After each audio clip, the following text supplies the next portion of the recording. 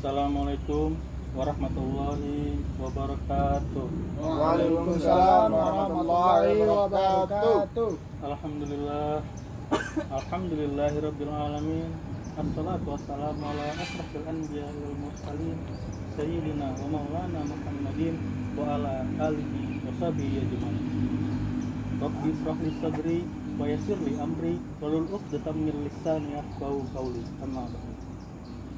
Puji dan syukur kita panjatkan kehadirat Allah Subhanahu wa taala, karena atas rahmat, taufik dan hidayahnya lah kita dapat berkumpul di tempat yang sederhana namun bermanfaat ini. Salawat serta salam semoga selalu tercurahkan kepada Nabi besar Muhammad Shallallahu Alaihi Wasallam yang telah membawa umat muslim dari alam kegelapan menuju alam yang terang benderang hingga seperti saat ini. Sebelum kita memulai tausiah pada hari ini, marilah kita bersama-sama membaca shalawat badriyah. Salatullah salamullah ala Taha Rasulillah. Salatullah salamullah ala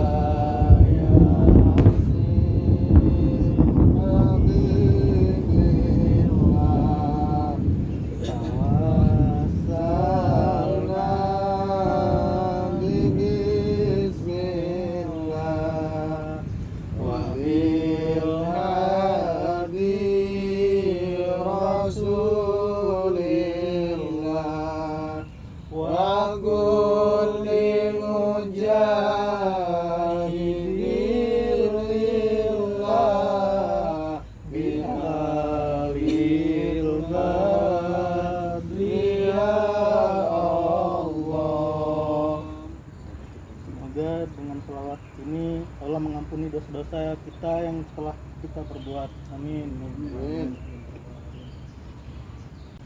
Alhamdulillah, segala puji milik Allah yang telah memilih kita semua untuk memikul amanah yang agung ini. Semoga Allah menolong kita agar bisa menjalankan amanah ini dengan sebaik-baiknya.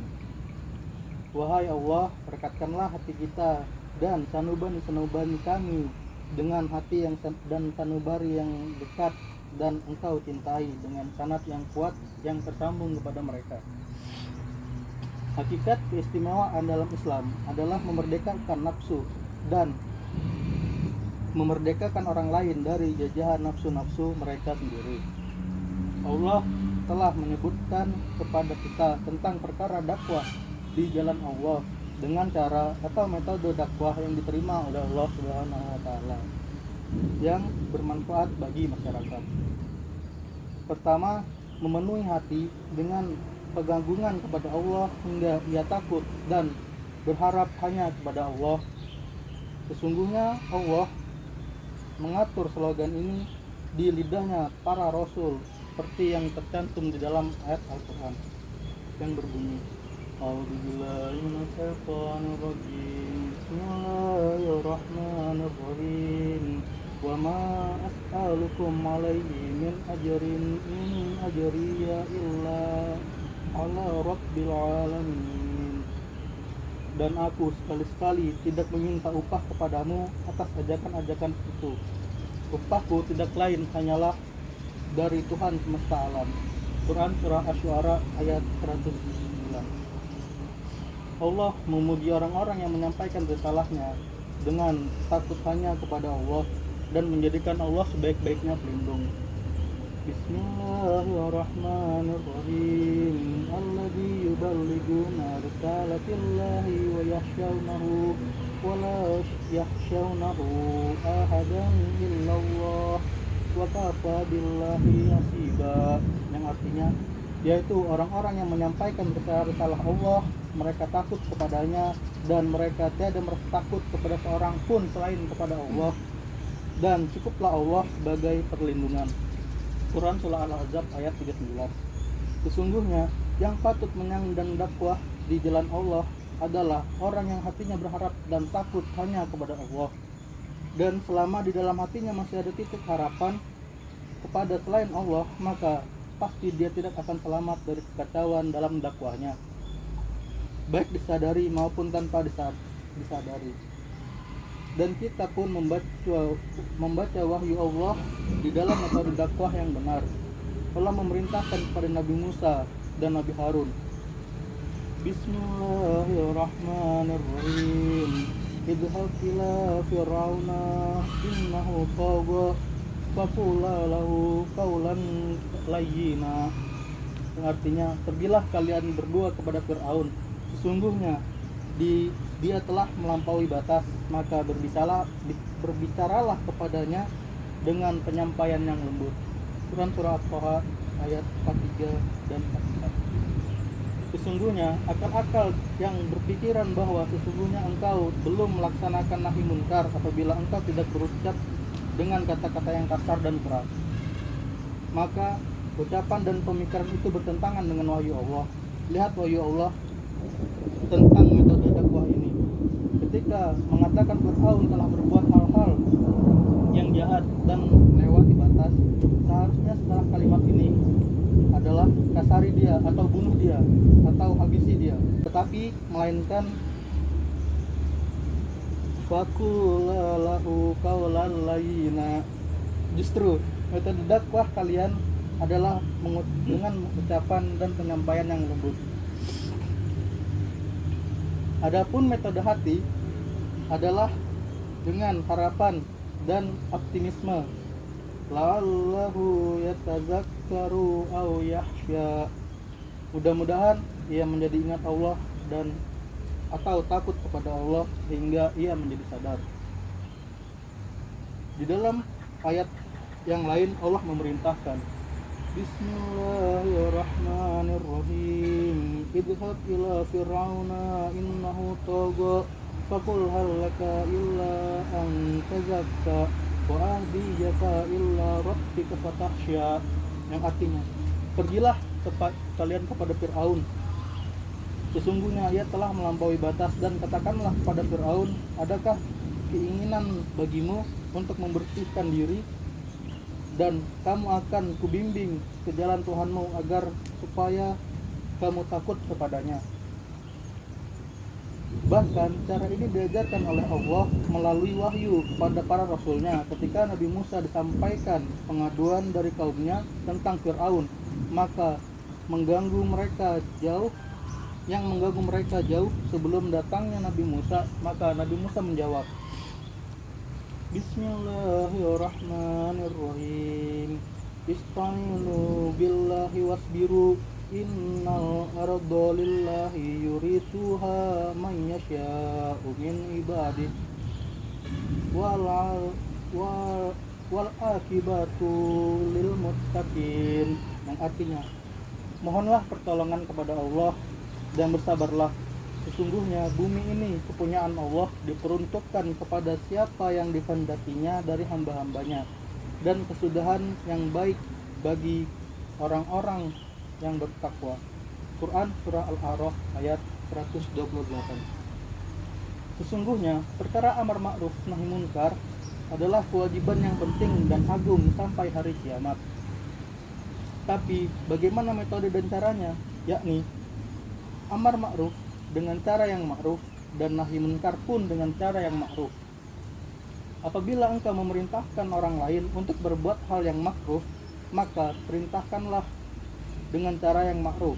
Dan apabila engkau mencegah orang lain dari perbuatan mungkar, maka cegahlah dengan cara yang ma'ruf, bukan mencegah kemungkaran dengan cara yang mungkar.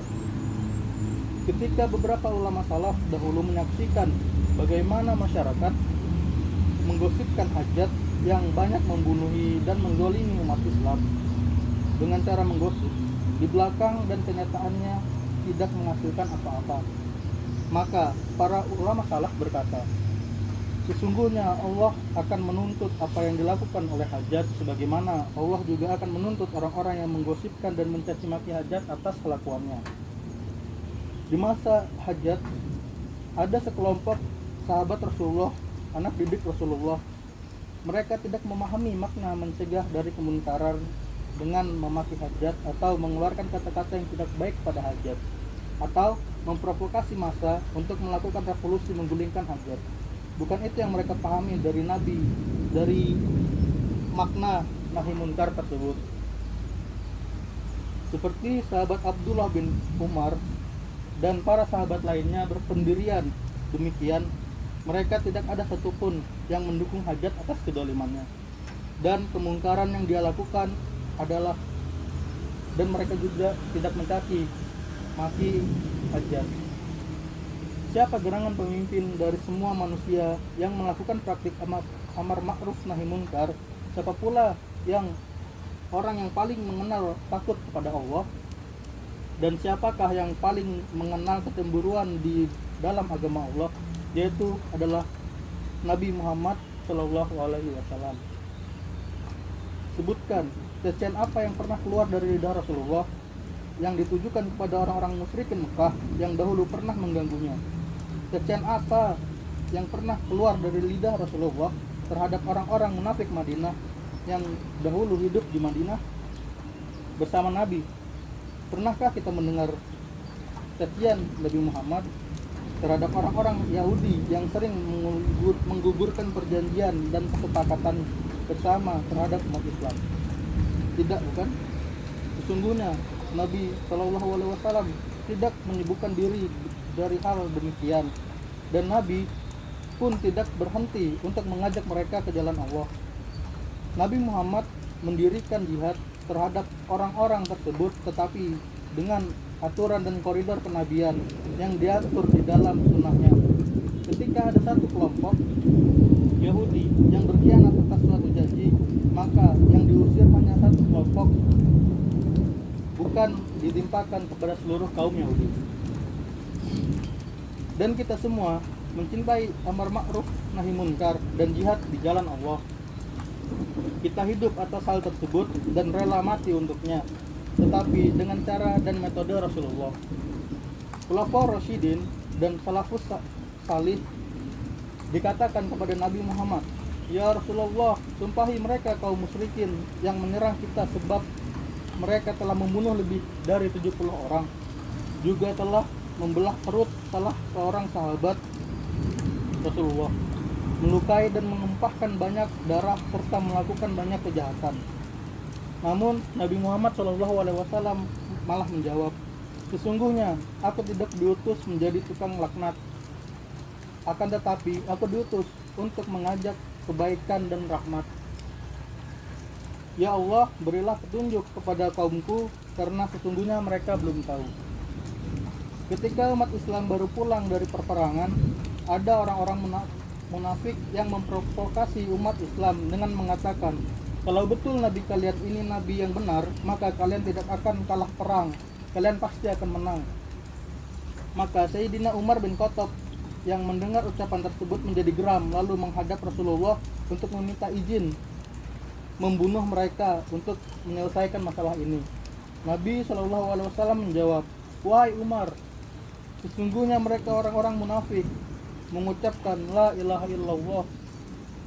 Sayyidina Umar bin Khattab berkata, "Sesungguhnya lidah mereka mengucap la ilaha illallah, tetapi hati mereka tidak." Maka Nabi Muhammad SAW bersabda, "Saya tidak diperintahkan untuk memeriksa hati manusia." Adapun kepada orang-orang Yahudi yang Sayyidina Umar meminta izin untuk membunuh mereka, Nabi berkata, "Saya punya perjanjian dengan mereka. Bagaimana saya akan menggugurkannya dengan membunuhi mereka? Selama mereka mengucapkan omongan dan provokasi secara diam-diam, maka mereka tidak membatalkan perjanjian ini, maka saya tidak punya jalan untuk membatalkan perjanjian ini." Kemudian di masa tersebut ada seorang anak kecil dari keturunan Yahudi, yang mana anak kecil ini memiliki keistimewaan bisa mengetahui isi hati orang-orang dan hal yang gaib dan membicarakannya di tengah-tengah masyarakat. Ibnu Sayyad namanya dan dikenal dengan Dajjal. Sayyidina Umar meminta izin membunuhnya daripada membuat fitnah, tapi Nabi menjawab, "Kalau benar Ibnu Sayyad itu Dajjal, maka kau tidak akan mampu membunuhnya. Sebab sudah kusabdakan di akhir zaman nanti akan datang Dajjal yang akan melakukan hal ini dan hal itu. Kalau engkau melakukan itu, berarti sabdaku tidak benar dan bohong. Kalau memang ternyata dia Dajjal, maka tidak ada kebaikan bagimu untuk membunuh anak ini. Dalam arti sesungguhnya, kemarahan dan kecemburuan yang seharusnya hanya untuk Allah, apabila dijadikan bukan karena Allah, maka justru akan menarik orang-orang tersebut di luar jalan Allah. Maka sesungguhnya tempat kemarahan, kecemburuan dan ketegasan karena Allah terhadap orang-orang tersebut dengan cara tidak membiarkan kemungkaran-kemungkaran tersebut menyebar pada diri kita, keluarga kita, dan dari dalam rumah kita. Bukan seseorang yang mengklaim dia tegas dan marah kepada Allah karena Allah, tetapi dia bersalaman dengan wanita yang bukan mahramnya, kemudian melakukan hal yang tidak sesuai dengan syariat Allah. Terbukanya aurat bagi kaum wanitanya, namun ketika melihat ada orang-orang di luar sana melakukan kemungkaran tersebut, dia marah, dia bangkit kemarahannya dan emosinya, siap melakukan kekerasan. Sedangkan kesalahan yang ada pada keluarganya sendiri, dia hanya diam 1000 bahasa. Bukan itu yang dimaksud marah karena Allah. Ada salah seorang sahabat Nabi Muhammad SAW yang meminum minuman keras, kemudian dibawa ke hadapan Rasulullah dan dihukum cambuk 41 kali. Kemudian setelah itu dia melakukan lagi dan tertangkap lagi dan dicambuk 41 kali untuk kedua kalinya. Sampai dengan ketiga kalinya dia tertangkap lagi dan dicambuk, sehingga ada orang yang mencaci makinya. Nabi yang mendengar caci maki itu kemudian bersabda, "Tidak, ini sudah melewati batas. Jangan mencaci maki dia. Dia sudah dihukum cambuk 41 kali. Janganlah kalian menjadi antek setan yang menjerumuskan saudaramu yang muslim lebih jauh kepada Allah." Bahkan orang itu dipuji oleh Nabi. Ketahuilah bagaimanapun dia tetap cinta kepada Allah dan Rasulnya. Semoga Allah menganugerahkan kita sebaik-baiknya peneladanan terhadap Nabi Muhammad dan mengikuti metode Nabi Muhammad, dan Allah memperkuat hubungan dan sanad antara kita dengan Nabi Muhammad, dan Allah jadikan kita semua termasuk orang-orang yang menggembirakan Nabi Muhammad dan semuanya dikumpulkan di barisan Nabi Muhammad. Amin. Semoga Allah memberkahi benih yang baru saja kita tanam bersama, memberikan taufik di dalam menyiraminya, dan memberkahi buah yang akan keluar darinya, dan Allah perlihatkan kepada kita semua buah darinya di dunia dan di akhirat kelak. Amin. Sebuah awal pasti ada akhirnya. Itulah kenyataan dari dunia yang fana ini. Begitu juga dalam tausiah yang saya sampaikan. Semoga dapat memberikan manfaat bagi kita semua. Amin. Amin.